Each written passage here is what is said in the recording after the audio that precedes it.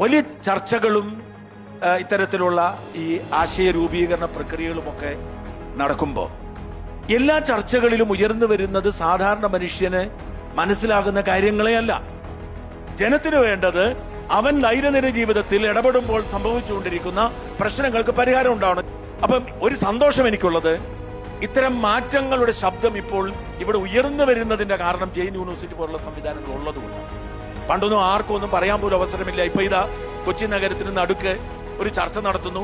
ഇപ്പൊ എനിക്ക് ഇങ്ങനെ അഭിപ്രായം പറയാൻ കഴിയുന്നു, ഇങ്ങനെ പലർക്കും പലതും പറയാൻ കഴിയുന്നു. ഇവിടെ എന്തെങ്കിലും മാറ്റം വരുത്തണമെങ്കിൽ ഇത്തരം ആശയങ്ങൾ ജെയിൻ യൂണിവേഴ്സിറ്റി പോലുള്ള ആളുകൾ നമ്മുടെ മുമ്പിലേക്ക് ഇടുന്നു. അങ്ങനെ പൊതുസമൂഹത്തിന് ധാരണയുണ്ടാകുന്നു. സ്വകാര്യ സംരംഭകർ വന്നിട്ടൊക്കെ നടപ്പിലാക്കും. കാരണം ഇതിനൊരു മോണിറ്ററി എലമെന്റ് ഉണ്ട്. ഈ മോണിറ്ററി എലമെന്റിനെ ചൂഷണം ചെയ്യാൻ പറ്റിയാൽ മാത്രമേ നടക്കൂ. അതുകൊണ്ട് ഞാൻ പറയുന്നത്, നമുക്ക് സാധാരണക്കാരുടെ വിഷയങ്ങൾ, ഇപ്പൊ കുളവാഴയുടെ പ്രശ്നം, ഇപ്പൊ എനിക്കതിന്റെ സാങ്കേതികം അറിയില്ല. പക്ഷെ ഞാൻ നിരന്തരം ചങ്ങനാശ്ശേരി ആലപ്പുഴ റൂട്ട് യാത്ര ചെയ്യുന്ന ആളാണ്. അപ്പൊ ചിലപ്പം വളരെ ക്ലിയർ ആക്കിയിരിക്കുന്ന നല്ല വെള്ളം, ചിലപ്പം ഇത് പുഴയാണോ എന്ന് പോലും നമുക്ക് തോന്നില്ല. ഇതിനൊക്കെ മാറ്റമുണ്ടാവണമെങ്കിൽ സ്വകാര്യ സംവിധാനങ്ങളും സ്വകാര്യ സംരംഭങ്ങളും ഉണ്ടാവണം.